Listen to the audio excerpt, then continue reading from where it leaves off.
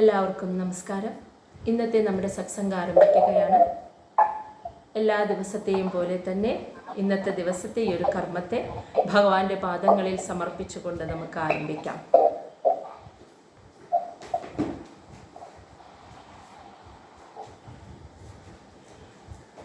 ഭാഗവതം പറയാനും കേൾക്കാനുമുള്ള അനുഗ്രഹവും അനുവാദവും നൽകണേ എന്ന് ആ പ്രകൃതി ശക്തിയുടെ പാദങ്ങളിൽ സമർപ്പിച്ചുകൊണ്ട് നമുക്ക് ആരംഭിക്കാം. ഓം നമോ നാരായണായ. ഓം നമോ നാരായണായ. ഓം നമോ നാരായണായ.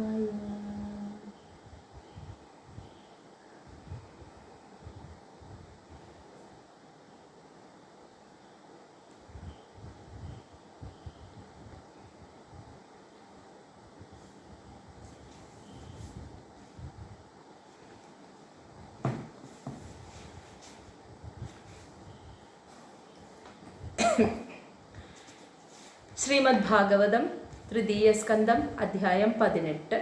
വരാഹ ഭഗവാനും ഹിരണ്യാക്ഷനും തമ്മിലുള്ള യുദ്ധം. അതാണ് ഈ അധ്യായത്തിൽ പറയുന്നത്. അപ്പോൾ കഴിഞ്ഞ ദിവസം നമ്മൾ കണ്ടു, ഹിരണ്യാക്ഷനും ഹിരണ്യകശിപുവും ജനിച്ച മാത്രയിൽ തന്നെ ത്രിലോകങ്ങളിലും അതിൻ്റെ ദുർനിമിത്തങ്ങളെല്ലാം ആ സമയത്ത് കണ്ടു. അത് കണ്ട് സാധാരണ ജനങ്ങളൊക്കെ ഇത് ലോകാവസാനമാണെന്ന് ഭയന്നുപോയി. പക്ഷേ ബ്രഹ്മാവിനും ബ്രഹ്മപുത്രന്മാരായ സനകാദി മഹർഷികൾക്കും വാസ്തവം അറിയാമായിരുന്നു. ഇത് ജയവിജയന്മാരുടെ അസുര ജന്മം എടുത്തതാണ് എന്ന്, അതിൻ്റെ ദുർനിമിത്തമാണ് ഈ കാണുന്നത് എന്ന് അവർക്കറിയാമായിരുന്നതുകൊണ്ട് അവർക്കതിൽ ഭയമൊന്നും തോന്നിയില്ല. അങ്ങനെ ഇവർ രണ്ടുപേരും വളർന്നു വന്നു. ബ്രഹ്മാവിൽ നിന്നും അവർക്ക് അനുഗ്രഹം കിട്ടിയിട്ടുണ്ട്. അതായത് ആരിൽ നിന്നും എവിടെ നിന്നും മരണം ഉണ്ടാവില്ല എന്നുള്ള അനുഗ്രഹം കിട്ടിയത് കൊണ്ട് തന്നെ അതിൻ്റെ ഒരു ഗർവ്, അഹങ്കാരം, ആർക്കും ഞങ്ങളെ തോൽപ്പിക്കാൻ പറ്റില്ല എന്നുള്ള അഹങ്കാരം, അതോടൊപ്പം അവരുടെ കൈക്കരുത്ത്, മനസ്സിൻ്റെ ശരീരത്തിൻ്റെ ശക്തി, അതിലൊക്കെ അഹങ്കരിച്ച് അവർ ലോകരെ മുഴുവനും ദുഃഖിപ്പിക്കാൻ തുടങ്ങി. അതിൽ ഹിരണ്യകശിപു ആണ് ആദ്യം ഉണ്ടായത്. ഗർഭത്തിൽ ഭ്രൂണമായ ആദ്യം ഉണ്ടായത്. ഹിരണ്യാക്ഷൻ രണ്ടാമതുണ്ടായത്. പക്ഷെ പുറത്തേക്ക് വന്നപ്പോൾ ഹിരണ്യാക്ഷനാണ് ആദ്യം പുറത്തേക്ക് വന്നത്. നമ്മൾ കഴിഞ്ഞ ക്ലാസ്സിൽ പറഞ്ഞിരുന്നു. അങ്ങനെ ജ്യേഷ്ഠൻ്റെ ചുവട് പിടിച്ച് അനിയനും ഹിരണ്യാക്ഷനും വളർന്നു വന്നു. ഇവർ ചേട്ടനനിയന്മാർ തമ്മിൽ ഭയങ്കര ഒരുമയും സ്നേഹമായിരുന്നു. അങ്ങനെ ഹിരണ്യാക്ഷൻ തൻ്റെ ഗദയും ഏന്തിയിട്ട് ദേവലോകത്തേക്ക് പോവുകയാണ്, ദേവന്മാരെ യുദ്ധത്തിന് വിളിച്ചിട്ട്. കാരണം എപ്പോഴും ഇങ്ങനെ യുദ്ധം ചെയ്തിരിക്കണം, ശത്രുക്കളെ പരാജയപ്പെടുത്തണം, അതൊരു ഹരമാണ്. ദേവലോകത്ത് ചെന്ന് നോക്കിയപ്പോൾ ദേവന്മാരെ ആരെയും കാണാനില്ല. ഹിരണ്യാക്ഷൻ്റെ വരവ് കണ്ടിട്ട് തന്നെ പേടിച്ചിട്ട് അവരൊക്കെ ഓടി ഒളിച്ചു. അപ്പോൾ ദേവന്മാരെയൊക്കെ ഒന്ന് പുച്ഛിച്ചു. ഞാൻ വരുന്നത് കണ്ടപ്പോഴേ ഓടി ഒളിച്ച ദേവന്മാരെ പിന്നെ കാണാൻ പോലും നിന്നില്ല ഹിരണ്യാക്ഷൻ. അവരൊന്നും എനിക്കൊത്ത എതിരാളിയേ അല്ല എന്ന് പറഞ്ഞ് അങ്ങനെ വീണ്ടും ദേവലോകത്ത് നിന്ന് തിരിച്ചു വന്ന് സമുദ്രത്തിൻ്റെ ഉള്ളിലേക്ക് ഊഴിയിട്ട് പോവുകയാണ് ചെയ്തത്. അങ്ങനെ പോയിട്ട് അവിടെ സമുദ്രദേവനായ വരുണദേവനെ പോയി കണ്ടു. എന്നിട്ട് വരുണദേവനെ അപ്പോൾ സമുദ്രത്തിൻ്റെ ഉള്ളിലേക്ക് പോയപ്പോഴേക്കും വരുണദേവൻ്റെ സൈനികരായിട്ടുള്ള ജലജീവികളൊക്കെ പേടിച്ചൊളിച്ചു ഈ ഹിരണ്യാക്ഷൻ വരുന്നത് കണ്ടപ്പോൾ തന്നെ. അങ്ങനെ വരുണദേവനെ പോയിട്ട് യുദ്ധത്തിന് വിളിക്കുകയാണ്. അപ്പോൾ വരുണദേവൻ പറഞ്ഞു, ഞാൻ നിനക്കൊത്തൊരു എതിരാളിയല്ല, നിന്റെ ശക്തിക്കൊത്ത എതിരാളി എന്ന് പറയുന്നത് സാക്ഷാൽ ഭഗവാൻ ശ്രീഹരി തന്നെയാണ്. അദ്ദേഹത്തിൻ്റെ അടുത്ത് പോയി കാണൂ, അദ്ദേഹത്തിനോട് യുദ്ധം ചെയ്തു. അദ്ദേഹത്തിനോട് യുദ്ധം ചെയ്തു കഴിഞ്ഞാൽ അതോടുകൂടി നിന്റെ അഹങ്കാരമൊക്കെ ശമിച്ച് നീ ആ യുദ്ധഭൂമിയിൽ മരിച്ചു വീഴുകയും ചെയ്യും. ഇതാണ് കഴിഞ്ഞ 17-ാമത്തെ അധ്യായത്തിൽ പറഞ്ഞു നിർത്തിയത്. അപ്പോൾ വരുണദേവനിൽ നിന്നും ഇത്രയും കാര്യങ്ങൾ കേട്ട് കഴിഞ്ഞപ്പോൾ ഹിരണ്യാക്ഷന് ഉണ്ടായ മാറ്റം എന്താണ്, ഹിരണ്യാക്ഷൻ പിന്നീട് ചെയ്തത്, അതാണ് നമ്മൾ 18-ാമത്തെ അധ്യായത്തിൽ കാണുന്നത്. അപ്പോൾ നമുക്ക് ശ്ലോകം 1. മൈത്രേയ ഉവാച. ഇത് സംഭവം എന്താണെന്നറിയാലോ. മൈത്രേയ മഹർഷി വിദുരർക്ക് ഭഗവത് തത്വം അന്വേഷിച്ച് വന്ന് വിദുരർക്ക് മൈത്രേയ മഹർഷി പറഞ്ഞു കൊടുക്കുകയാണ് ഭഗവാന്റെ അവതാര ചരിതങ്ങൾ. അപ്പോൾ മൈത്രേയ മഹർഷി പറയുന്നു, മൈത്രേയ ഉവാച. തത് ഏവം ആകർണ്യ ജലേശഭാഷിതം മഹാമനഃ തദ് വിഗണയ്യ ദുർമദഃ ഹരേഃ വിദിത്വഗതിം അംഗ നാരദാത് രസാതലം നിർവിവേശ്യേ ത്വരാ അന്വിതഃ. തദേവം ആകർണ്യ ജലേശഭാഷിതം മഹാമനഃ തദ് വിഗണയ്യ ദുർമദഃ ഹരേഃ വിദിത്വഗതി മംഗനാരദാത് രസാതലം നിർവിവിശേ ത്വരാന്വിതഃ. ജലേശഭാഷിതം, ജലത്തിലെ ഈശ്വരനായിട്ടുള്ള ഭഗവാനായിട്ടുള്ള വരുണദേവൻ ഭാഷിതം പറയുന്ന കാര്യങ്ങൾ ആകർണ്യ എന്ന് വെച്ചാൽ കേട്ടിട്ട്, ഏവം എന്ന് വെച്ചാൽ ഇപ്രകാരം വരുണദേവൻ പറയുന്നതെല്ലാം കേട്ടിട്ട്, തത് ആ പറഞ്ഞു കൊടുത്ത ആ കാര്യം, അതായത് മഹാവിഷ്ണു ശ്രീഹരിയെ പോയി കാണുക, ഭഗവാനാണ് നിനക്കൊത്ത എതിരാളി, ഭഗവാൻ നിന്നെ യുദ്ധത്തിൽ തോൽപ്പിച്ച് നിന്റെ അഹങ്കാരം ശമിപ്പിച്ച് നീ ആ യുദ്ധഭൂമിയിൽ മരിച്ചു വീഴുമെന്ന് പറഞ്ഞില്ലേ. ഇപ്രകാരം വരുണദേവൻ പറയുന്നതെല്ലാം കേട്ടിട്ട് മഹാമനഃ എന്ന് വെച്ചാൽ അത്രമാത്രം അഹങ്കാരിയായിട്ടുള്ള ദുർമദഃ എന്ന് വെച്ചാൽ എന്താ, സ്വയം ഞാൻ ആണ് ഏറ്റവും വലുത്, എന്നെ തോൽപ്പിക്കാൻ ആർക്കും കഴിയില്ല എന്ന അഹങ്കാരത്തോടു കൂടിയിട്ട് പൊങ്ങച്ചക്കാരനായിട്ട് നടക്കുന്ന അത്യധികം അഹങ്കാരിയായിട്ടുള്ള ആ ഹിരണ്യാക്ഷൻ തത് എന്ന് വെച്ചാൽ വരുണദേവൻ പറഞ്ഞ ആ കാര്യത്തെ വിഗണയ്യ, വില കൊടുത്തില്ല എന്നൊന്നും, വക വെച്ചില്ല, അത് ശ്രദ്ധിച്ചു തന്നെയില്ല, അത് ഒരു പരിഹാസത്തോടു കൂടി അതിനെ കണ്ടു, അതിനെ വകവയ്ക്കാതെ ഗതിം അങ്ക എന്ന് പറയുന്നത് ഇവിടെ മൈത്രേയ മഹർഷി വിദുരരെ വിളിക്കുകയാണ്. അല്ലയോ അങ്ക, അങ്ങനെ വരുണദേവൻ പറഞ്ഞ കാര്യത്തെ വകവയ്ക്കാതെ നാരദ മഹർഷിയിൽ നിന്നും ഹരേഹേ വിദിത്വ ഗതി, ഭഗവാൻ ശ്രീഹരി, ഗതിം എന്ന് വെച്ചാൽ ഭഗവാൻ ശ്രീഹരി എവിടെയാണ് ഇരിക്കുന്നത് എന്ന സ്ഥാനം വിദിത്വ അറിഞ്ഞിട്ട് രസാതലം, അപ്പൊ ഭഗവാൻ രസാതലം എന്ന ലോകത്തുണ്ട് എന്ന് നാരദ മഹർഷിയാണ് ഹിരണ്യാക്ഷനോട് പറഞ്ഞത്. അപ്പൊ നാരദ മഹർഷിയിൽ നിന്നും ഭഗവാൻ എവിടെയാണ് ഉള്ളത് എന്ന സ്ഥാനം മനസ്സിലാക്കിയിട്ട് രസാതലം നിർവിവിശേ, രസാതലം എന്ന ലോകത്തിലേക്ക് പ്രവേശിച്ചു. ത്വരാന്വിത, ഒട്ടും സമയം കളയാതെ എന്ന് മനസ്സിലായ, ഒട്ടും സമയം കളയാതെ ത്വരിതഗതിയിൽ വളരെ പെട്ടെന്ന് തന്നെ രസാതലം എന്ന ലോകത്തേക്ക്, ആ വരുണദേവന്റെ അടുത്ത് നിന്നും രസാതലം എന്ന ലോകത്തേക്ക് ഹിരണ്യാക്ഷൻ പോയി. ഇപ്പൊ നാരദ മഹർഷിയാണ് പറഞ്ഞു കൊടുത്തത് ഭഗവാൻ അവിടെ ഉണ്ട് എന്ന്. ശ്ലോകം 2. ദദർശ തത്ര അഭിജിതം ധരാധരം പ്രോനീയമാന അവനീം അഗ്രദംഷ്ട്രയ മുഷ്ണം അക്ഷ്ണ സ്വരുജഃ അരുണശ്രിയ ജഹാസ ച അഹോ വനഗോചരഃ മൃഗഃ. ദദർശ തത്ര അഭിജിതം ധരാധരം പ്രോനീയമാന അവനീം അഗ്രദംഷ്ട്രയ മുഷ്ണന്തം അക്ഷ്ണ സ്വരുജഃ അരുണശ്രിയ ജഹാസ ച അഹോ വനഗോചരഃ മൃഗഃ. ദദർശ എന്ന് വെച്ചാൽ ഹിരണ്യാക്ഷൻ അവൻ കണ്ടു എന്ന്. തത്ര അവിടെ, ആ രസാതലം എന്ന ലോകത്ത് അഭിജിതം എന്ന് വെച്ചാൽ ആ ഭഗവാനെ, വിജയശ്രീലാളിതനായി നിൽക്കുന്ന ഭഗവാനെ, ധരാധരം ഭൂമിയെ വഹിച്ചുകൊണ്ട് നിൽക്കുന്ന ഭഗവാനെ രസാതലം എന്ന ലോകത്ത് വെച്ച് ഹിരണ്യാക്ഷൻ കണ്ടു. അപ്പൊ ഭഗവാൻ എങ്ങനെയാണ് നിന്നിരുന്നത്?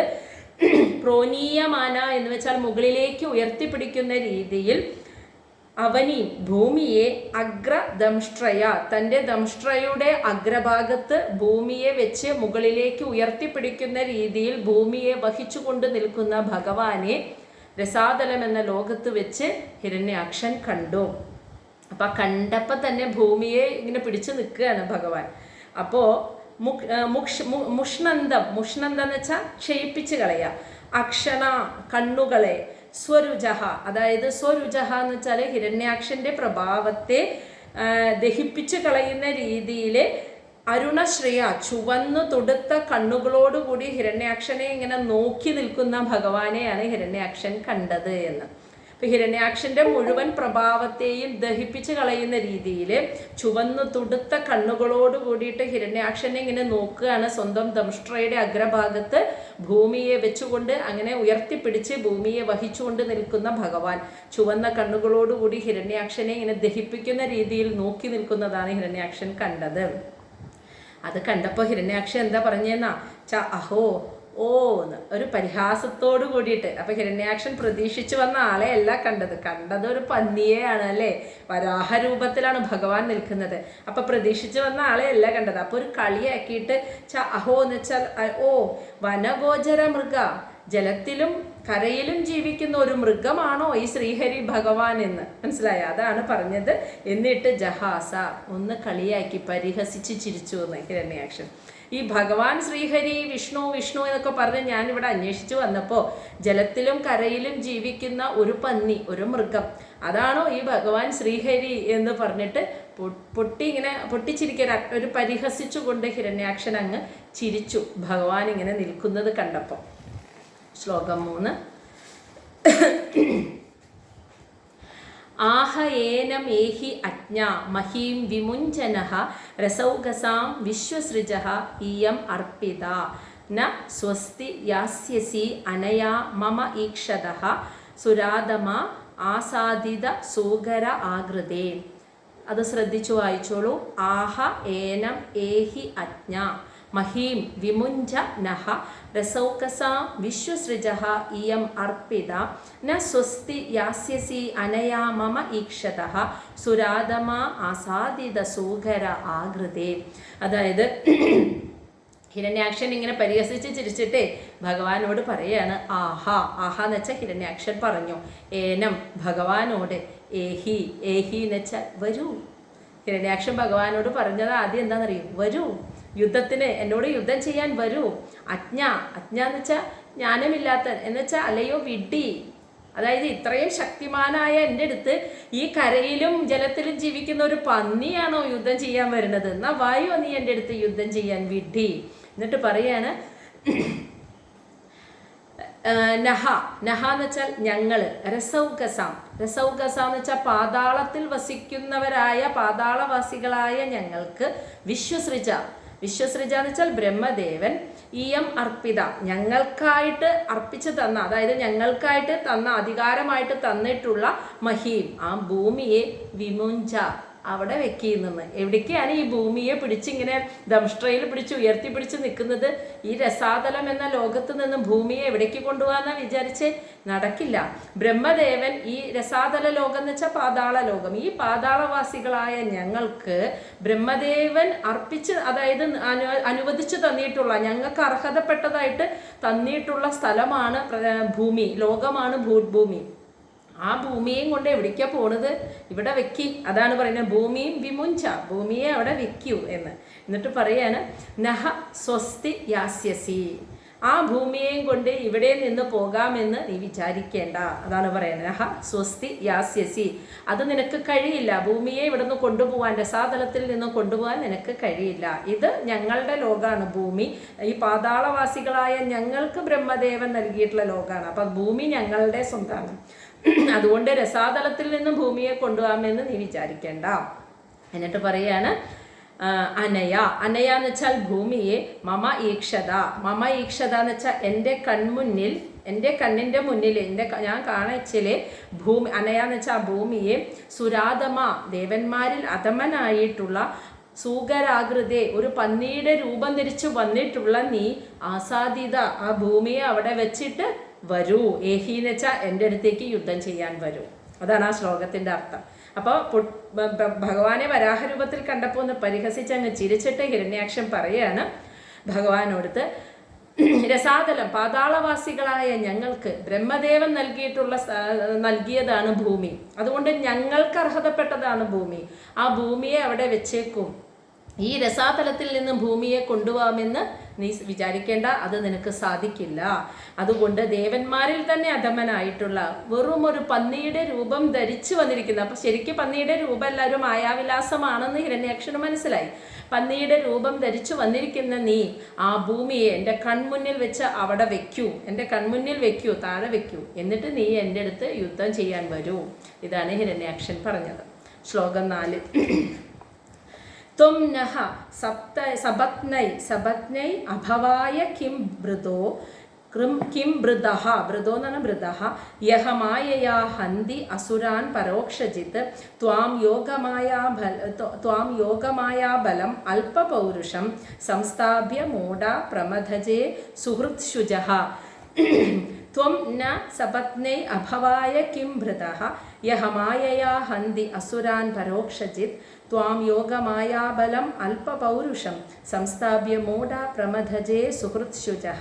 ത്വം എന്നിട്ട് പറയാണ് ത്വം നിന്നെ നഹ എന്ന് വെച്ചാൽ ഞങ്ങളെപ്പോലെയുള്ള അസുരന്മാരെ സപത്നൈ എന്ന് വെച്ചിട്ടുണ്ടെങ്കിൽ ഞങ്ങളുടെ അസുരൻ സപത്നൈ എന്ന് വെച്ചിട്ടുണ്ടെങ്കിൽ ഞങ്ങളുടെ അസുരന്മാരായിട്ടുള്ള ഞങ്ങളെ ശത്രുക്കളായി കാണുന്ന ദേവന്മാർ അവരെ അഭവായ എന്ന് വെച്ചാൽ ഞങ്ങളെ നശിപ്പിക്കാനായിട്ട് കിം ബ്രതഹ എന്ന് വെച്ചാൽ നിന്നെ ഇങ്ങനെ സംരക്ഷിച്ചു കൊണ്ട് നടക്കുകയാണ് ദേവന്മാരെന്ന്. അതായത് ഞങ്ങളുടെ നഹ എന്ന് വെച്ചാൽ ഞങ്ങളുടെ സപത്നൈ എന്ന് വെച്ചിട്ടുണ്ടെങ്കിൽ ശത്രുക്കള്. ഇപ്പൊ ഭർത്താവിൻ്റെ സപത്നി എന്നൊക്കെ നമ്മൾ കേട്ടിട്ടില്ലേ, അതായത് ഭർത്താവിൻ്റെ മറ്റു ഭാര്യമാര് എന്ന് പറഞ്ഞാൽ ആദ്യ ഭാര്യയ്ക്ക് ഒരു ദേഷ്യമല്ലേ ഉണ്ടാവുക, അതാണ് ഇവിടെ സപത്നി എന്ന് പറയുന്നത്. അപ്പൊ ഞങ്ങളുടെ ശത്രുക്കളായിട്ടുള്ള ദേവന്മാര് ഞങ്ങളെ വധിക്കാൻ വേണ്ടിയിട്ട് നിന്നെ ഇങ്ങനെ പോഷിപ്പിച്ചു കൊണ്ട് നടക്കുകയാണ് എന്ന് പറയാണ് വരാഹമൂർത്തിയോട് ഹിരണ്യാക്ഷൻ. എന്നിട്ട് പറയാണ് നീയാണെങ്കിലോ മായ കാണിച്ചിട്ട് ഹന്തി അസുരാൻ എല്ലാ അസുരന്മാരെയും കൊന്നെടുത്തിട്ട് പരോക്ഷമായിട്ടാണ് എല്ലായിടത്തും ജയിക്കുന്നത്. നേരിട്ട് നീ യുദ്ധം ചെയ്യാൻ വരുന്നില്ല, നീ ഓരോ മായ കാണിച്ചു. ഇപ്പൊ ഈ പന്നിയുടെ രൂപം എടുത്ത് ഇവിടെ വന്നിരിക്കുന്നത് ഒരു മായയാണ്, ശരിക്കുള്ള രൂപത്തിൽ നീ വന്നില്ല. അപ്പോൾ നീ ഇങ്ങനെ ഓരോ മായ കാണിച്ച് പരോക്ഷമായി അസുരന്മാരോട് യുദ്ധം ചെയ്തിട്ട് ജയിക്കുന്നു. അപ്പൊ പറയാണ് അതിൽ നിന്ന് തന്നെ മനസ്സിലാക്കാം നിനക്ക് പൗരുഷമില്ല എന്ന്. ത്വം നീ യോഗമായാബലം ഈ മായാശക്തി കാണിച്ച് ഈ മാജിക്കൊക്കെ കാണിച്ച് മന്ത്രവിദ്യയൊക്കെ കാണിച്ചിട്ട് അല്പപൗരുഷെന്ന് പൗരുഷമില്ലാതെ ശക്തി കുറഞ്ഞവനായിട്ടുള്ള ഒരു ശക്തിയുമില്ലാത്ത നിന്നെ സംസ്ഥാപ്യ മൂഢ നിന്നെ ഞാൻ ഇവിടെ വെച്ചിട്ട് അങ്ങോട്ട് വധിക്കാൻ പോവുകയാണ്. മൂഢ അല്ലയോ വിഡി, വധിക്കാൻ പോവുകയാണ്. എന്നിട്ട് സുഹൃത് ശുച എൻ്റെ സുഹൃത്തുക്കൾ എന്ന് വെച്ചാൽ എൻ്റെ ബന്ധുക്കളായിട്ടുള്ള എല്ലാ അസുരന്മാരുടെയും എല്ലാ ദുഃഖങ്ങളെയും പ്രമദജേ ഞാൻ തുടച്ചു നീക്കുന്നു. അസുരന്മാരെ വധിക്കുന്നവനാണല്ലോ ഭഗവാൻ. അപ്പൊ നിന്നെ ഞാൻ അങ്ങോട്ട് വധിക്കാൻ പോവുക. അതോടെ എൻ്റെ സുഹൃത്തുക്കളും ബന്ധുക്കളുമായിട്ടുള്ള എനിക്ക് വേണ്ടപ്പെട്ടവരായ അസുരന്മാരുടെ സകല ദുഃഖവും ഞാൻ തുടച്ചു നീക്കാൻ പോവുക. നിന്നെ ഞങ്ങളുടെ ശത്രുക്കളായിട്ടുള്ള ദേവന്മാർ ഞങ്ങളെ വധിക്കാൻ വേണ്ടി നിന്നെ ഇങ്ങനെ പോഷിപ്പിച്ചു കൊണ്ടുപോവാണ്. നീയാണെങ്കിലോ നിന്റെ മായ കാണിച്ചിട്ട് അസുരന്മാരെ കൊന്നൊടുക്കി പരോക്ഷമായി ജയിക്കുന്നു. ഇതിൽ നിന്ന് മനസ്സിലാക്കാൻ കഴിയുന്നത് നിനക്ക് യാതൊരുവിധ ശക്തിയുമില്ല, ഒരു പൗരുഷവുമില്ല. അതുകൊണ്ടാണ് നിന്നെ ഈ മായാജാലം അറിയാവുന്നത് കൊണ്ട് അങ്ങനെ നീ യുദ്ധത്തിൽ ജയിക്കുന്നവനായ നീ ശക്തി കുറഞ്ഞവനാ, നിനക്ക് പൗരുഷമില്ല. അതുകൊണ്ട് തന്നെ നിന്നെ ഞാൻ ഇവിടെ വെച്ച് വധിക്കാൻ പോവാ. അങ്ങനെ എനിക്ക് വേണ്ടപ്പെട്ട അസുരന്മാരുടെ സകല ദുഃഖങ്ങളെയും ഞാൻ ഇല്ലാതാക്കുന്നു. ശ്ലോകം 5. ത്വയി സംസ്ഥിതേ ഗതയാ ശീർണശീർഷണി അസ്മദ്ഭുജച്യുതയാ യേ ച തുഭ്യം ബലിം ഹരന്തി ഋഷയഃ യേ ച ദേവാഃ സ്വയം സർവേ ന ഭവിഷ്യന്തി അമൂലഃ. ത്വയി സംസ്ഥിതേ ഗതയാ ശീർഷണശീർഷണി അസ്മദ്ഭുജച്യുതയാ യേ ച തുഭ്യം ബലിം ഹരന്തി ഋഷയഃ യേ ച ദേവാഃ സ്വയം സർവേ ന ഭവിഷ്യന്തി അമൂലഃ. എന്നിട്ട് പറയാ ത്വയി എന്ന് വെച്ചാൽ നീ സംസ്ഥിതേ നീ വധിക്കപ്പെട്ട് കഴിഞ്ഞാൽ നിന്നെ ഇപ്പം ഞാൻ കൊല്ലാൻ പോവുകയാണ്. അപ്പം സംസ്ഥിതേ എന്ന് വെച്ചാൽ വധിക്കപ്പെട്ട് കഴിഞ്ഞാൽ ഗത കൊണ്ട് ശീർണശീർഷണി എന്ന് വെച്ചാൽ നിന്റെ തലയോട് തകർന്ന് ഞാൻ ഗത കൊണ്ട് നിന്റെ തലയിൽ അടിക്കുമ്പോൾ നിന്റെ തലയോടൊക്കെ തകർന്ന് അതാണ് ശീർണശീർഷണി തലയോടൊക്കെ തകർന്ന് അസ്മത് ഭുജച്യുതയ എൻ്റെ കയ്യിലുള്ള അസ്മത് ഭുജച്യുതയ എന്ന് വെച്ചാൽ എൻ്റെ കയ്യിലുള്ള ഗതയിൽ എൻ്റെ കയ്യിൽ നിന്നും വരുന്ന ച്യുതയ എന്ന് വെച്ചാൽ എൻ്റെ കയ്യിൽ നിന്നും വരുന്ന ആ ഗത കൊണ്ടുള്ള പ്രഹരമേറ്റ് നിന്റെ തലയോട് തകർന്ന് നീ ഇവിടെ സംസ്ഥിതയെ അതായത് നീ വധിക്കപ്പെട്ട് കഴിയുമ്പോൾ ഏച്ച തുഭ്യം എന്ന് വെച്ചാൽ നിന്നെ പൂജിക്കാൻ നടക്കുന്ന ബലിം ഹരന്തി നിന്നെ ആരാധിക്കുന്ന അതായത് പൂജാദ്രവ്യങ്ങൾ സമർപ്പിച്ച് നിന്നെ ആരാധിക്കുന്ന ഋഷയഃ ഏച്ച ദേവഃ ഋഷിമാരും ദേവന്മാരും സർവേ എല്ലാവരും സ്വയം ന ഭവിഷ്യന്തി അവർക്ക് നിലനിൽപ്പുണ്ടാവില്ല. പിന്നെ അമൂലഃ അവരെ ആരും സഹായിക്കാനും ഇല്ലാത്ത നിസ്സഹായരായി മാറും അവർ. അതുതന്നെയാണ് എനിക്ക് വേണ്ടത്. നീയുണ്ട് എന്നുള്ള ധൈര്യത്തിലാണ് അവരിങ്ങനെ പെരുമാറുന്നത്. അപ്പോൾ നിന്നെ എൻ്റെ ഞാൻ കയ്യിൽ പിടിച്ചു നിൽക്കുന്ന ഗദയിൽ നിന്നും ഉള്ള പ്രഹരമേറ്റിട്ട് നിന്റെ തലയോട് തകർന്ന് നീ ഇവിടെ വധിക്കപ്പെട്ട് കഴിഞ്ഞാൽ, മരിച്ചു വീണ് കഴിഞ്ഞാൽ, നിന്നെ പൂജിച്ചാരാധിക്കുന്ന, നിനക്ക് ബലി നൽകുന്ന അല്ലെങ്കിൽ ബലിതർപ്പണങ്ങൾ നിന്നെ പൂജാദ്രവ്യങ്ങൾ നൽകി പൂജിച്ചാരാധിക്കുന്ന നിന്റെ ഭക്തരായിട്ടുള്ള ദേവന്മാരും ഋഷിമാരും ഒക്കെ അതോടുകൂടി അവരെല്ലാവരും നിസ്സഹായരായി പോവും, സഹായമില്ലാത്തവരായി മാറി അവർക്ക് നിലനിൽക്കാൻ പറ്റാത്തൊരവസ്ഥ അതോടെ വന്നു ചേരും. ശ്ലോകം 6. സ തുദ്യമാനഃ അരി ദുരുക്തതോമരൈഃ ദംഷ്ട്രാ അഗ്രഗാം ഗാം ഉപലക്ഷ്യഭീതാം തോദം മൃഷൻ നിരഗാത് അമ്പുമദ്യാത് ഗ്രാഹ ആഹതഃ സകരേണു യഥാ ഇബഃ. സ തുദ്യമാനഃ അരി ദുരുക്തതോമരൈഃ ദംഷ്ട്രാഗ്രഗാം ഗാം ഉപലക്ഷ്യഭീതാം തോദം ഋഷൻ നിരഗാത് അമ്പുമദ്യാത് ഗ്രാഹ ആഹതഃ സകരേണു യഥേബഃ. സഹ.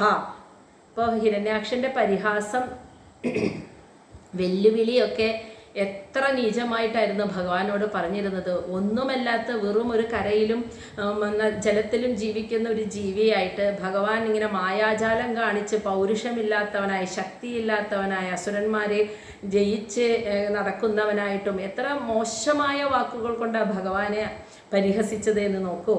അപ്പോഴാണ് ഭഗവാൻ ഒരു കാര്യം ശ്രദ്ധിച്ചത്. അതാണ് ഈ ശ്ലോകത്തിൽ പറയുന്നത്. സഹ, ആ ഭഗവാൻ, തുദ്യമാനഃ എന്ന് വെച്ചാൽ മുറിവേറ്റുകൊണ്ടിരിക്കുക.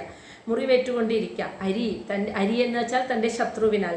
ദുരുക്ത തോമരൈഹി എന്ന് വെച്ചാൽ, തോമരൈഹി എന്ന് വെച്ചാൽ ആയുധങ്ങൾ, ദുരുക്തം എന്ന് വെച്ചാൽ അപഹാസ്യം, അതായത് പരിഹസിക്കുന്ന വാക്കുകളാകുന്ന, പരിഹാസം നിറഞ്ഞ വാക്കുകളാകുന്ന ആയുധങ്ങൾ കൊണ്ട് തൻ്റെ ശത്രുവിനാൽ മുറിവേറ്റു നിൽക്കുന്ന ആ ഭഗവാൻ ദംഷ്ട്ര അഗ്രഗാം, അപ്പോഴാണ് ശ്രദ്ധിച്ചത് തൻ്റെ ദംഷ്ട്രയുടെ തുമ്പിലിരിക്കുന്ന ഗാം, ഭൂമിയെ, ഉപലക്ഷ്യ ഭീതാം, ഭയന്ന് വിറച്ചിരിക്കുന്ന ഭൂമിയെ അപ്പോഴാണ് കണ്ടത്.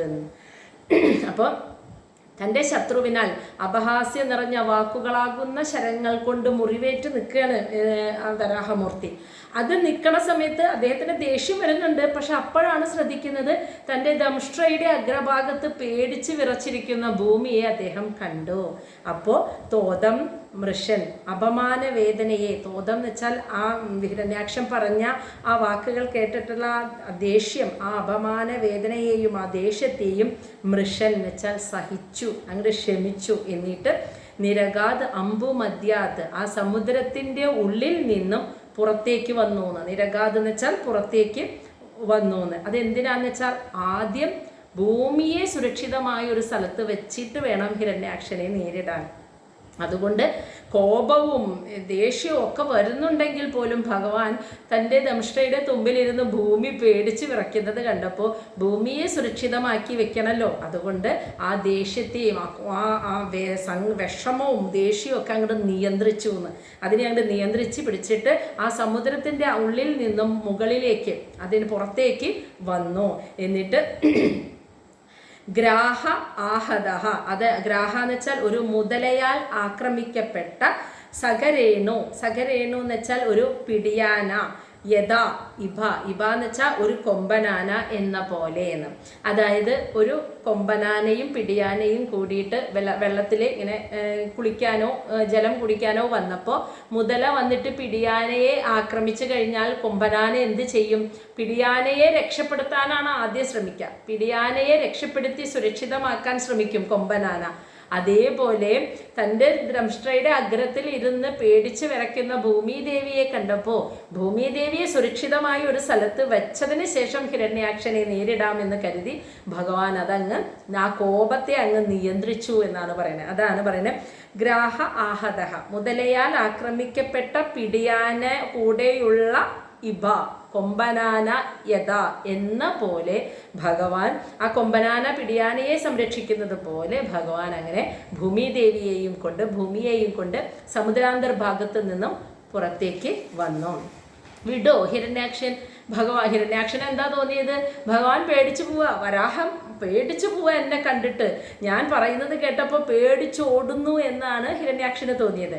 അപ്പോൾ ഹിരണ്യാക്ഷൻ വീണ്ടും പിന്നാലെ പോയിട്ട് ഭഗവാനെ ഇങ്ങനെ അപമാനിക്കുകയാണ്. അതാണ് ശ്ലോകം 7 കാണുന്നത്. തം നിസരന്തം സലീലാത് അനുദ്രുതഃ ഹിരണ്യകേശോഃ ദ്യുരദം യദാ ചഷാം കരാളദംഷ്ട്രഃ അശനി നിസ്വനഃ അബ്രവീത് ഗദഹ്രിയാം കിം തു അസദാം വിഗർഹിതം. തം നിസരന്തം സലീലാത് അനുദ്രുതഃ ഹിരണ്യകേശോ ദ്വിരദം യദാ ചഷഃ കരാളദംഷ്ട്രഃ അശനി നിസ്വനഃ അബ്രവീത് ഗദഹ്രിയാം കിം തു അസദാം വിഗർഹിതം. അതായത് തം ആ വരാഹമൂർത്തിയെ നിസരന്തം എന്ന് വെച്ചാൽ പുറത്തു വന്ന, സലീലാത് എന്ന് വെച്ചാൽ ജലത്തിൻ്റെ അഗ്രഭാഗത്തു നിന്നും ഉള്ളിൽ നിന്നും പുറത്തേക്ക് വന്ന ആ വരാഹമൂർത്തിയെ അനുദ്രുതഃ പിന്തുടർന്നുകൊണ്ട്, അതായത് പിന്നാലെ ഹിരണ്യകേശഃ അതായത് സ്വർണ്ണ നിറമുള്ള തലമുടിയുള്ള ദ്യുരദം എന്ന് വെച്ചാൽ ആനയെ യഥാ എന്ന പോലെ, ജഷ എന്ന് വെച്ചാൽ മുതല, മനസ്സിലായില്ലേ? അതായത് കൊമ്പനാന പിടിയാനയെ രക്ഷിക്കാൻ നോക്കുമ്പോൾ മുതല വിടുമോ? മുതല പിടിയാനയെ വീണ്ടും പിടിക്കാൻ നോക്കില്ലേ എന്നതുപോലെ. അപ്പോൾ ഒരു മുതല ആനയെ പിടിക്കാൻ വരുന്നത് പോലെ സ്വർണ്ണ നിറത്തിലുള്ള തലമുടിയോടുകൂടിയ ഹിരണ്യാക്ഷൻ കരാളദംഷ്ട്ര ഭയാനകമായ ദംഷ്ട്ര കാണിച്ച് അശനി നിസ്വനഃ ഉറക്കെ അലറിക്കൊണ്ട് അബ്രവീത് ആ ഹിരണ്യാക്ഷൻ ഇപ്രകാരം പറഞ്ഞു എന്ന് ഭഗവാനോട്. എന്താ പറഞ്ഞെന്നാ? ഗദഹ്രിയാം അയ്യോ ലജ്ജയില്ലാത്തവനെ എന്ന് പിന്നാലെ ചെന്നിട്ട് പറയണം. ഗദഹ്രിയാം അയ്യോ ലജ്ജയില്ലാത്തവനെ, വിഗർഹിതം എന്ന് വെച്ചാൽ നിന്ദ്യമായിട്ട്, ഇത്രയ്ക്ക് നാണം കെട്ട പണി അസദാം അധമന്മാർക്ക്, അവർക്ക് നാണം തോന്നുന്നതായിട്ട് കിന്തു എന്തുണ്ട് ഈ ലോകത്തിൽ? അതായത് ലജ്ജയില്ലാത്ത നാണമില്ലാത്ത അധമന്മാർ എന്തും ചെയ്യും.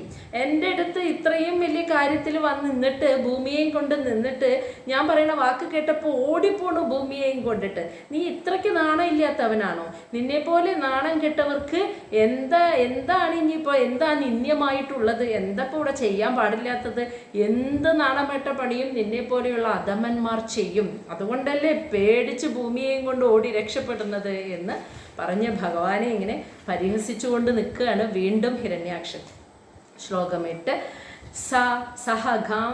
സഹ ഗാം ഉദസ്താത് സലീലസ്യ ഗോചരേ വിന്യസ്യ തസ്യാം അദദാത് സ്വസത്വം അഭിഷ്ടുദഃ വിശ്വസൃജഃ പ്രസൂനൈഃ ആഭൂര്യമാണഃ വിബുധൈഃ പശ്യതഃ അരേ. സ ഗാം ഉദസ്താത് സലീലസ്യ ഗോചരേ വിന്യസ്യ തസ്യാം അദദാത് സ്വസത്വം അഭിഷ്ടുദഃ വിശ്വസൃജഃ പ്രസൂനൈ ആഭൂര്യമാണഃ വിബുധൈഃ പശ്യതഃ അരേ. എന്ന് വെച്ചാൽ സഹ ആ ഭഗവാൻ ഗാം ആ ഭൂമിയെ ഉദസ്താത് സലീലസ്യ ജലത്തിൻ്റെ ഉപരിതലത്തിലേക്ക് ഭഗവാൻ ആ ഭൂമിയെയും കൊണ്ട് പോയിട്ട് ഉദസ്താത് സലീലസ്യ ആ സമുദ്രജലത്തിൻ്റെ ഉപരിതലത്തിൽ മുകളിലായിട്ട് ഗോചരേ എന്ന് വെച്ചാൽ തൻ്റെ കണ്ണുകൾക്ക് കാണാൻ പറ്റുന്ന രീതിയിൽ. ഇപ്പോൾ ഭൂമി എപ്പോഴും സുരക്ഷിതമല്ലേ എന്ന് തനിക്ക് ഒറ്റ നോട്ടത്തിൽ കാണാൻ പറ്റണം. ആ രീതിയിൽ സമുദ്രത്തിൻ്റെ മുകൾ ഭാഗത്ത് തൻ്റെ കാഴ്ചയുടെ പരിധിക്കുള്ളിൽ പെടുന്ന രീതിയിൽ വിന്യസ്യ സ്ഥാപിച്ചു എന്ന്, ഭൂമിയെ അവിടെ സ്ഥാപിച്ചു. എന്നിട്ട് തസ്യാം ആ ഭൂമിയുടെ ഉള്ളിലേക്ക് അദദാത് സ്വസത്വം സ്വന്തം ശക്തിയെ ഭൂമിയുടെ ഉള്ളിലേക്ക് അദദാത് എന്ന് വെച്ചാൽ നിക്ഷേപിച്ചു എന്ന്. അതായത് ജലത്തിൻ്റെ മുകളിൽ ഇങ്ങനെ ഒഴുകി നിൽക്കാൻ പറ്റാനായിട്ടുള്ള ശക്തി ഭൂമിക്ക് വേണ്ടേ, അതിന് സ്വന്തം ശക്തിയെ ഭൂമിയുടെ ഉള്ളിൽ നിക്ഷേപിക്കുകയും ചെയ്തു. ഭൂമി താഴോട്ട് മുങ്ങിപ്പോവാതിരിക്കാൻ ജലത്തിൻ്റെ മുകളിൽ ഒഴുകി നിൽക്കാനായിട്ട് മുകളിൽ തന്നെ നിൽക്കാനുള്ള ശക്തി ഭൂമിക്ക് കിട്ടാൻ ഭൂമിയുടെ ഉള്ളിലേക്ക് സ്വന്തം ശക്തിയെ ഭഗവാൻ അദദാത് നിക്ഷേപിച്ചു.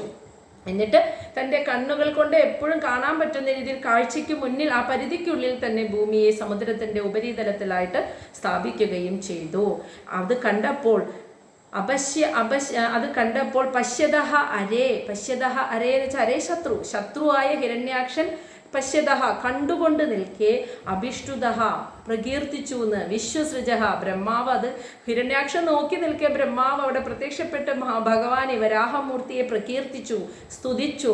പ്രസൂനെ പുഷ്പങ്ങൾ ആഭൂര്യമാണ് പുഷ്പങ്ങൾ കൊണ്ട് ഭഗവാനെ സ്തുതിച്ചു. ബ്രഹ്മാവ് മാത്രമല്ല വിബുധൈ എല്ലാ ദേവന്മാരും. ഭൂമിയെ സംരക്ഷിച്ചപ്പോൾ തന്നെ ബ്രഹ്മാവും മറ്റെല്ലാ ദേവന്മാരും അവിടെ വന്നിട്ട് ഹിരണ്യാക്ഷൻ നോക്കി നിൽക്കെ ഭഗവാനെ സ്തുതിക്കുകയും പുഷ്പങ്ങൾ ഭഗവാനിൽ അർപ്പിച്ചുകൊണ്ട് ഭഗവാനെ സ്തുതിച്ച് പ്രകീർത്തിക്കുകയും ചെയ്തു എന്ന്. ശത്രുവായ ഹിരണ്യാക്ഷൻ നോക്കി നിൽക്കുമ്പോൾ തന്നെ. ശ്ലോകം 9. പരാ അനുഷക്തം തപനീയ ഉപകൽപ്പം മഹാഗതം കാഞ്ചന ചിത്രദംശം മർമാണി അഭിക്ഷ്ണം പ്രതുദന്തം ദുരുക്തൈ പ്രചണ്ഡമന്യുഹു പ്രഹസന്തം ബഭാഷേ. പരാനുഷക്തം തപനീയ ഉപകൽപ്പം മഹാഗതം കാഞ്ചന ചിത്രദംശം മർമാണി അഭീക്ഷ്ണം പ്രതുദന്തം ദുരുക്തൈ പ്രചണ്ഡമന്യുഹു പ്രഹസന്തം ബഭാഷേ. അപ്പൊ അനുഷക്തം അതായത് പിന്തുടർന്ന് വരുന്ന തപനീയ ഉപകൽപ്പം എന്ന് വെച്ചാൽ ദേഹത്തിലെ വളരെ മനോഹരമായ സ്വർണ്ണാഭരണങ്ങൾ ധരിച്ചിട്ടുള്ള മഹാഗതം, കയ്യിൽ വലിയ ഗത പിടിച്ചിട്ടുള്ള കാഞ്ചന ചിത്രദംശം, സ്വർണം കൊണ്ടുണ്ടാക്കിയ പടച്ചട്ട അണിഞ്ഞിട്ടുള്ള, അതുപോലെ ദുരുക്തേ അതായത് ദുഷ്വാക്കുകൾ തെറ്റായ വാക്കുകൾ കൊണ്ട് മർമാണി അഭിക്ഷ്ണം മറ്റുള്ളവരുടെ മർമ്മത്തിൽ കുത്തിത്തുളച്ചു കയറുന്ന രീതിയിൽ പ്രതുദന്തം എപ്പോഴും നിരന്തരം അങ്ങനെയുള്ള ദുർവാക്കുകൾ സംസാരിക്കുന്ന ആ ഹിരണ്യാക്ഷനെ കണ്ടിട്ട് പ്രചണ്ഡമന്യോ അത്യധികമായ ഭയാനകമായ കോപം വന്നിട്ട് പ്രഹസൻ അതായത് ആ ഹിരണ്യാക്ഷനോട് പ്രഹസൻ അതായത് ഉറക്കെ അട്ടഹസിച്ചുകൊണ്ട് ബഭാഷേ ഭഗവാൻ ഇങ്ങനെ പറഞ്ഞു എന്ന്.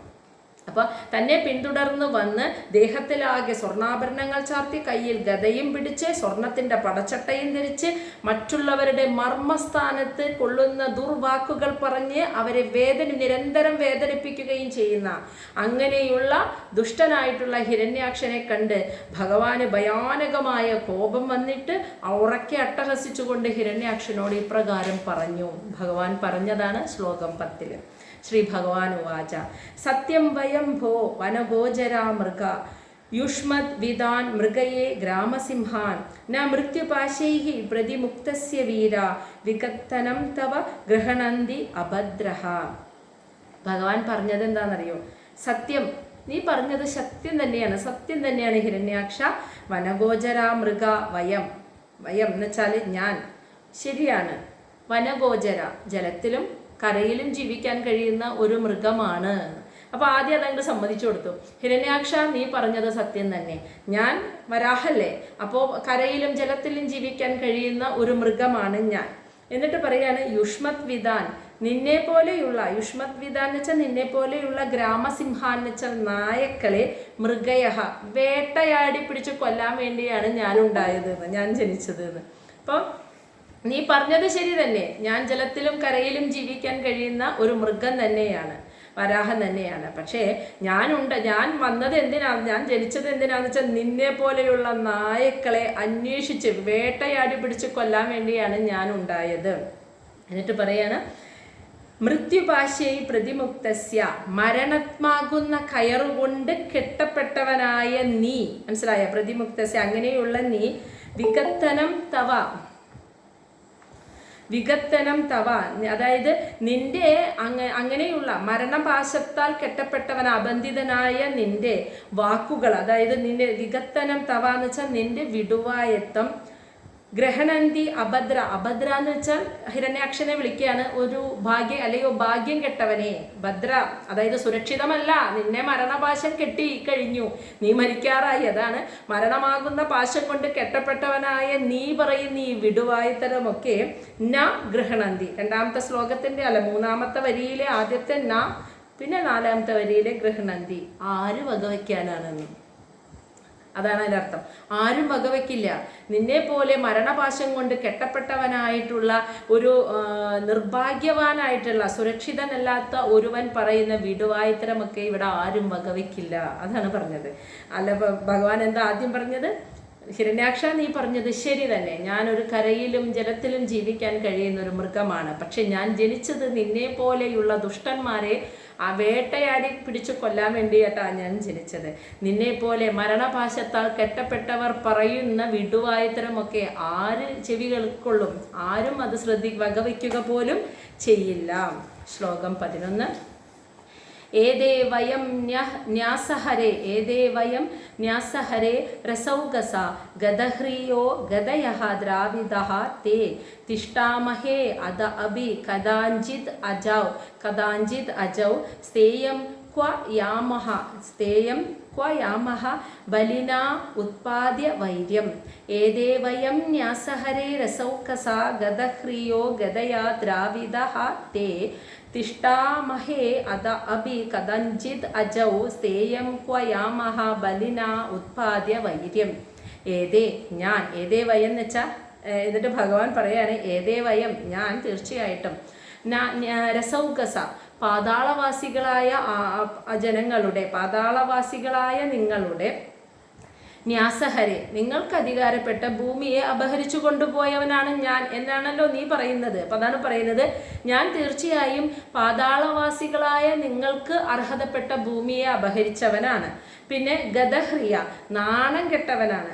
പിന്നെ തേ നിന്റെ ഗത കൊണ്ടുള്ള ദ്രാവിദഹ അടിയേറ്റവനാണ്. ഇതൊക്കെയാണല്ലോ നീ പറയുന്നത്, ഞാൻ നാണം കെട്ടവനാണ്, നിന്റെ ഗത കൊണ്ടുള്ള അടിയേറ്റവനാണ്. പിന്നെ രസാതലം പാതാള ലോകവാസികൾക്ക് അർഹതപ്പെട്ട ഭൂമിയെ അപഹരിച്ചു കൊണ്ടുപോയവനാണ് ഞാൻ. എന്നിട്ട് പറയാണ് തിഷ്ഠാമഹേ അദാ അഭി എന്ന് വെച്ചാൽ എങ്കിൽ പോലും കഥാഞ്ചിത് അജൗ ഞാൻ ഒരു യുദ്ധത്തിന് തിഷ്ഠാമഹേ തയ്യാറായിട്ടാണ് ഇവിടെ നിൽക്കുന്നത്. ശരിയാ നീ പറഞ്ഞ ഞാൻ നാണം കെട്ടവനാണ്, ഞാനൊരു പന്നിയാണ്, ജലത്തിലൊക്കെ ജീവിക്കുന്ന കരയിലും ജീവിക്കുന്ന ഒരു മൃഗമാണ്, ഒരു പന്നിയാണ്, നാണം കെട്ടവനാണ്, നിന്റെ ഗത കൊണ്ടുള്ള അടിയേറ്റവനാണ്, പിന്നെ രസാതലം എന്ന ലോകത്തിൽ വന്ന് നിങ്ങൾക്ക് അർഹതപ്പെട്ട ഭൂമിയെ അപഹരിച്ചു കൊണ്ടുപോയവനാണ്. ഒക്കെ ശരി, അതാണ് അദാ അഭി എങ്കിൽ പോലും കഥാഞ്ചിത് അജൗ ഞാനൊരു യുദ്ധത്തിന് തയ്യാറാണ്, അതിനായിട്ട് തിഷ്ഠാമഹേ ഇവിടെ നിൽക്കുന്നു. ഇനി ഞാൻ ഇവിടെ നിന്ന് എവിടെയും ഓടിപ്പോണില്ല, ഞാൻ യുദ്ധത്തിന് തയ്യാറായിട്ട് ഇവിടെ തന്നെ നിൽക്കുന്നു. സ്ഥേയം എന്ന് വെച്ചാൽ ഇവിടെ ഉറച്ച് നിൽക്കുന്നു. എന്നിട്ട് പിന്നെ ഭഗവാൻ പറയുകയാണ് അതിനൊരു കാരണം കൂടി. അതെന്താണെന്നറിയോ? ബലിന വൈരം ഉത്പാദ്യ, ഭയങ്കരനായ ഒരു ശത്രുവിനെ ഉത്പാദ്യ എന്ന് വെച്ചാൽ ഉണ്ടാക്കിയാൽ പിന്നെ ക്വയാമഹ പിന്നെ എവിടെ പോയി വിളിക്കാനാ? നേരിട്ട് തന്നെയല്ലേ പറ്റുള്ളൂ. ഒന്നും നീയാണ് എൻ്റെ ശത്രു, നീ ഭയങ്കരനായൊരു ശത്രുവാണ്, നിന്നെ ഞാൻ ശത്രുവായി ഉണ്ടാക്കി കഴിഞ്ഞിട്ട് പിന്നെ ഞാൻ ഇനി എവിടെ പേടിച്ചു വിളിക്കാനാ? എവിടെയും പോകാൻ പറ്റില്ല. ഭയങ്കരനായൊരു ശത്രുവിനെ സൃഷ്ടിച്ചു കഴിഞ്ഞാൽ പിന്നെ എവിടെ പോവാനാ? അവിടെ തന്നെ നിന്നിട്ട് യുദ്ധം ചെയ്തേ മതിയാവൂ. അതുകൊണ്ട് ഞാൻ നിന്നോട് യുദ്ധം ചെയ്യാൻ തയ്യാറായിട്ട് ഇവിടെ നിൽക്കുകയാണ്. നീ പറഞ്ഞ പോലെ ഞാൻ പാതാള ലോകത്തിലെ വാസികൾക്ക് അവകാശപ്പെട്ട ഭൂമിയെ അപഹരിച്ചു, നാണം കെട്ടവനാണ്, പേടിച്ചോടിയവനാണ്, നിന്റെ ഗദാപ്രഹരത്തെ പേടിച്ചോടിയവനാണ്. ഒക്കെ ശരിയെങ്കിൽ പോലും നിന്നോട് യുദ്ധം ചെയ്യാൻ തയ്യാറായിട്ട് ഞാൻ ഇവിടെ നിലയുറപ്പിച്ച് നിൽക്കുകയാണ്. നിന്നെപ്പോലെ മഹാഭയങ്കരനായൊരു ശത്രുവിനെ സൃഷ്ടിച്ചു കഴിഞ്ഞാൽ പിന്നെ ഇനി എവിടെ പോയി ഒളിക്കാനാണ്? ഏത് ലോകത്ത് പോയാലും നീ അവിടെ വരും. അപ്പോൾ എവിടെയും പോകാൻ പറ്റില്ല. നേരിടാൻ തയ്യാറായി ഞാനിതാ നിന്റെ മുന്നിൽ നിൽക്കുന്നു. ശ്ലോകം 12. ത്വം പദ്രദാനാം കില യുധബാദിഭഃ ഗഡസ്വ നഹ അസ്വസ്തയഃ ആശു അനൂഹഃ സംസ്ഥാപ്യ ച അസ്മാൻ പ്രമൃജ അശ്രുസ്വകാനാം യഹ സ്വാം പ്രതിജ്ഞാം ന അതിബിഭർത്തി അസഭ്യഃ. ത്വം പദ്രദാനാം കില യുധബാദിഭഃ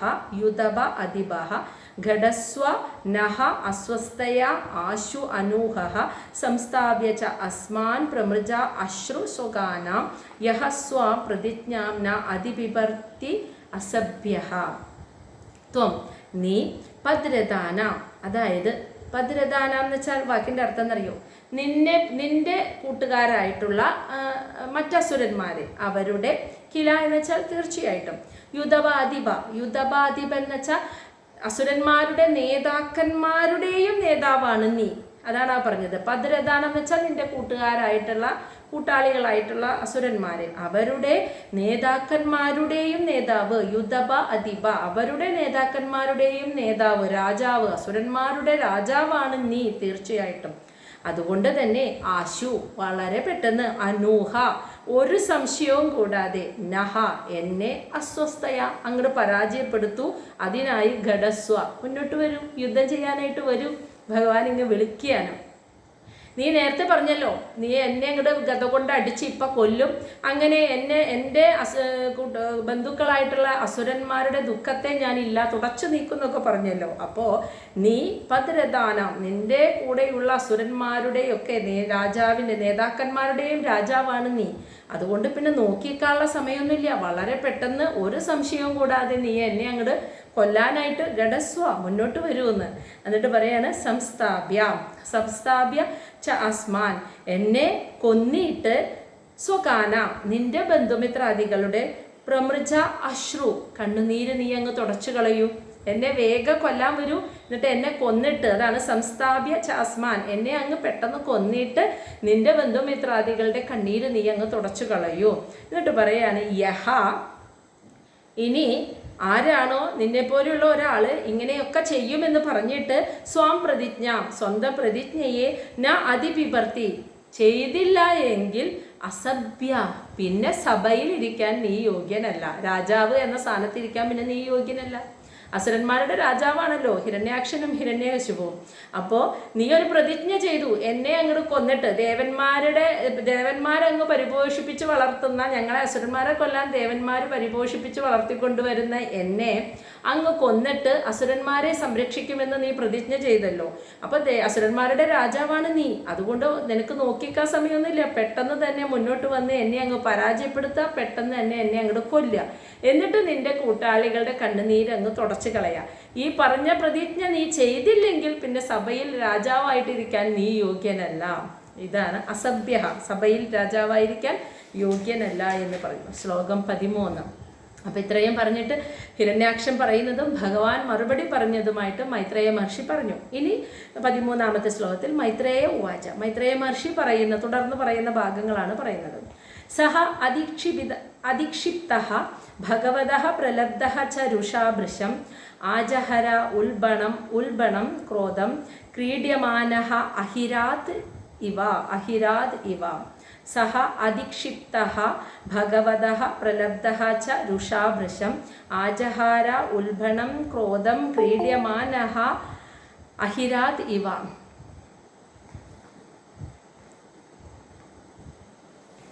അതായത് സഹ, ആ ഹിരണ്യാക്ഷൻ, ഭഗവാനാൽ അധിക്ഷേപിക്കപ്പെട്ട, പരിഹസിക്കപ്പെട്ട, രുഷാഭൃശം വളരെയധികം കോപത്താൽ ഭഗവാനാൽ പരിഹസിക്കപ്പെടുകയും അധിക്ഷേപിക്കപ്പെടുകയും ചെയ്ത സഹ, ആ ഹിരണ്യാക്ഷൻ, ക്രോധം ആജഹര ഉൽബണം വർദ്ധിച്ചു വന്ന ഭയാനകമായ ക്രോധത്താൽ, ക്രീഡ്യമാനഃ അഹിരാത്ത് കളിക്കപ്പെട്ട ഒരു സർപ്പം, ഒരു പാമ്പിനെ പോലെ, ഇവ ദേഷ്യം വന്നു. അതായത്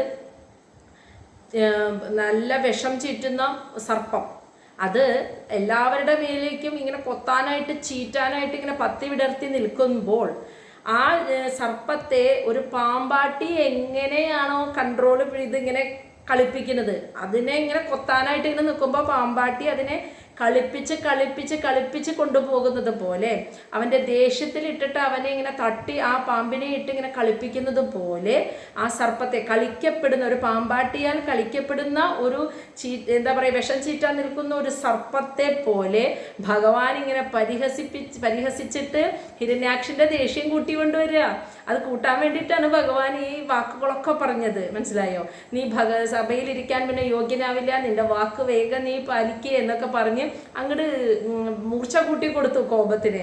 അപ്പോൾ ശരിക്കും ഹിരണ്യാക്ഷൻ ഭഗവാന്റെ കയ്യിൽ വിഷം ചീറ്റാൻ നിൽക്കുന്ന സർപ്പത്തെ പാമ്പാട്ടി ഭഗവാനാണ് കളിപ്പിക്കുന്ന പോലെ ഇട്ട് ഹിരണ്യാക്ഷനെ കളിപ്പിക്കുകയായിരുന്നു. അതാണ് ആ ഉദാഹരണം പറഞ്ഞത്.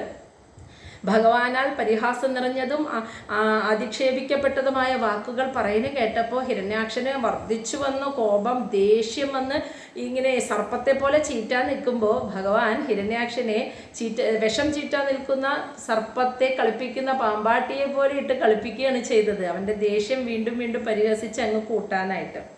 ശ്ലോകം 14. സൃജന്നമർഷിതഃ ശ്വാസൻ മഞ്ഞു പ്രചലിതഃ ഇന്ദ്രിയഃ ആസാദ്യ തരസാ ദൈത്യോഹോ ഗതയഃ അഭ്യഹനത് ഹരി. അതായത് അപ്പോൾ ഹിരണ്യാക്ഷൻ്റെ എക്സ്പ്രഷനാ പറയുന്നത് കേട്ടാ, സൃജൻ അമർഷിത ശ്വാസൻ. അതായത് ഹിരണ്യാക്ഷന് തൻ്റെ ശ്വാസം ഇങ്ങനെ ഉറക്ക ഭയങ്കര എന്താ പറയുക, വളരെ ശബ്ദത്തോടുകൂടി അതിവേഗത്തിൽ ദേഷ്യം കൊണ്ട് ശ്വാസം വലിച്ചു വിടാൻ തുടങ്ങിയെന്ന്. സൃജൻ പുറത്തേക്ക് വിടാൻ തുടങ്ങിയെന്ന്. അമർഷിതം കോപം കൊണ്ട് വളരെ വലിയ ശ്വാസം വളരെ വേഗത്തിൽ ഹിരണ്യാക്ഷൻ ഇങ്ങനെ പുറത്തേക്ക് വിടാൻ തുടങ്ങി. മഞ്ഞു പ്രചലിത ഇന്ദ്രിയ, കോപത്താൽ പ്രക്ഷുബ്ധമായി നിൽക്കുന്ന ഇന്ദ്രിയങ്ങളോട് കൂടിയ, അതുപോലെ ഉറക്കെ വളരെ വേഗത്തിൽ ശ്വാസം കോപത്തോടുകൂടി വലിച്ചു വിടുന്ന ഹിരണ്യാക്ഷൻ ആസാദ്യ തരസ, വളരെ പെട്ടെന്ന് തന്നെ ആസാദ്യ ഭഗവാന്റെ അടുത്തേക്ക് ഓടി വന്നിട്ട് ദൈത്യ ആ അസുരൻ ഹിരണ്യാക്ഷൻ ഗദയ അഭ്യഹനത് ഹരി, തൻ്റെ കയ്യിലുള്ള ഗദ കൊണ്ട് ഭഗവാൻ ശ്രീഹരിയെ അടിച്ചു എന്ന് മനസ്സിലായ. അപ്പൊ കോപം സഹിക്കാൻ പറ്റാണ്ട് കോപത്താൽ പ്രക്ഷുബ്ധമായി നിൽക്കുന്ന ഇന്ദ്രിയങ്ങളും ശ്വാസം ഇങ്ങനെ ഉറക്ക വലിച്ചു വിട്ട് ദേഷ്യം വന്ന് നിൽക്കുന്ന ഹിരണ്യാക്ഷൻ ഭഗവാന്റെ അടുത്തേക്ക് ഇങ്ങ് ഓടി വന്നിട്ട് തൻ്റെ ഗദ കൊണ്ട് ഭഗവാനെ അടിച്ചു എന്ന്. ശ്ലോകം 15. ഭഗവാൻ തു ഗദാവേഗം വിസൃഷ്ടം രിപുണ ഉരസി, രിപുണോരസി എന്ന് വെച്ചാൽ രിപുണ ഉരസി അവഞ്ചയത് തിരശ്ചീനഃ യോഗരൂഢ ഇവ അന്തകം. ഭഗവൻ തു ഗദാവേഗം വിസൃഷ്ടം രിപുണ ഉരസി അവഞ്ചയത് തിരശ്ചീനഃ യോഗരൂഢ ഇവ അന്തകം. ഭഗവാനാകട്ടെ ഗദാവേഗം ഗദ കൊണ്ടുള്ള പ്രഹരം വിസൃഷ്ടം എറിയപ്പെട്ട, വിസൃഷ്ടം എന്ന് വെച്ചാൽ എറിയപ്പെട്ട, രിപുണ ഉരസി, രിപുണ ശത്രുവിനാൽ, ഉരസി എന്ന് വെച്ചാൽ തൻ്റെ മാറിൽ, തൻ്റെ ശത്രുവിനാൽ തൻ്റെ മാറിലേക്ക് എറിയപ്പെട്ട ആ ഗദ കൊണ്ടുള്ള പ്രഹരത്തെ അവഞ്ചയ തിരശ്ചീന എന്ന് വെച്ചാൽ ഒരു വശത്തേക്ക് ഇങ്ങ് ചെരിഞ്ഞിട്ട് ഒഴിഞ്ഞു മാറിക്കളഞ്ഞു എന്ന് മനസ്സിലായി. അടി മേല് കൊണ്ടില്ല, ഭഗവാൻ അപ്പോഴേക്കും ഒരു സൈഡിലേക്ക് ചെരിഞ്ഞിട്ട് ആ പ്രഹരത്തെ ഒഴിഞ്ഞു മാറി കളഞ്ഞു. എന്നിട്ട് അതിനൊരു ഉദാഹരണം പറയാണ്, യോഗാരൂഢനായിട്ടുള്ള, അതായത് യോഗാരൂഢൻ എന്ന് പറഞ്ഞാൽ അറിയാലോ, ഭഗവത്ഗീത പഠിച്ചവരാ നമ്മൾ. അതായത് യോഗാവസ്ഥയെ പ്രാപിച്ച, ഭഗവാനുമലേക്ക് ലയിച്ച് മനസ്സ് ബാലൻസ്ഡായ യോഗാവസ്ഥയെ പ്രാപിച്ച ഒരു യോഗി അന്തകം മരണത്തെ എങ്ങനെയാണോ ജയിക്കുന്നത്, ഒഴിവാക്കുന്നത്, ഇവ അതുപോലെ. അപ്പോൾ ഒരു ഉദാഹരണം പറഞ്ഞതാണ്. യോഗാവസ്ഥയെ പ്രാപിച്ച ഒരു യോഗി മരണത്തെ ഒഴിവാക്കുന്നത് എങ്ങനെയാണ്, അല്ലെങ്കിൽ മരണത്തെ ജയിക്കുന്നത് എങ്ങനെയാണോ അതുപോലെ തൻ്റെ ശത്രുവിൻ്റെ ഗദ കൊണ്ടുള്ള തൻ്റെ മാറിലേക്ക് വെച്ചടിച്ച ആടി ഒന്ന് വശത്തേക്ക് ചെരിഞ്ഞിട്ട് ഭഗവാൻ അങ്ങ് മാറ്റിക്കളഞ്ഞു, ഒഴിഞ്ഞു മാറ്റി കളഞ്ഞു എന്നാണ് പറയുന്നത്. അപ്പോൾ ശ്ലോകം 15 വരെ മതി. ഇനി ഇതിൻ്റെ ബാക്കി നമുക്ക് ഒരു ചൊവ്വാഴ്ചയൊക്കെ ആയിട്ട് എടുക്കാം. വരുന്ന വെള്ളി ശനി ഞായർ ഓഫ് ചെയ്തോളൂ.